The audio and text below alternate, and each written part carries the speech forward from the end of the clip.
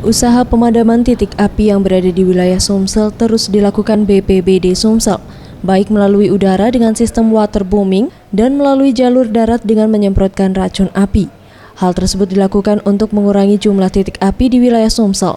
Sejauh ini selama Agustus 2015, jumlah titik api di wilayah Sumsel bertambah menjadi 343 titik api dan berpotensi kebakaran hutan yang menyebabkan kabut asap.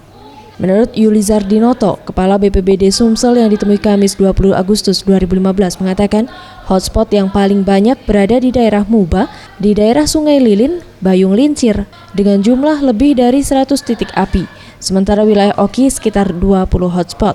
Ia menambahkan kabut asap yang terjadi di wilayah Sumsel dalam sepekan terakhir disebabkan oleh kebakaran lahan seluas 5 hektar di daerah Pemulutan yang dilakukan warga yang ingin membuka lahan.